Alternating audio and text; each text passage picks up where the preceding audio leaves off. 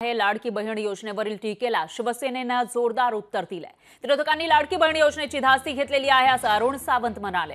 तर शिवसेना युबीटी आणि राष्ट्रवादी एसपीला अजीर्ण झाल्याचा टोला त्यांनी लगावलेला आहे। विरोधकांकडून या योजनेबाबत खोटी माहिती पसरवली जाते असा आरोपही त्यांनी केलाय। शिवसेना प्रवक्ते अरुण सावंत यांनी विरोधकांवर हल्लाबोल केला।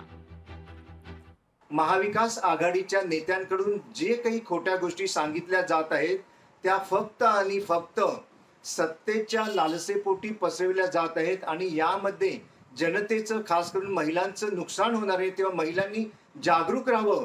ही जी काही योजना आहे ही 31 ऑगस्ट पर्यंत सुरू राहणार आहे आणि जुलैपासून त्याचं बेनिफिट सर्वांना मिळणार आहे। तेव्हा कुणीही कुठल्याही अफवांवरती विश्वास ठेवू नये।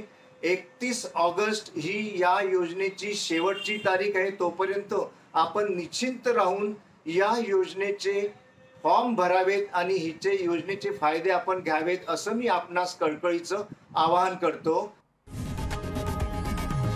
लोकशाही मराठी ऐका, पहा, जागरूक रहा।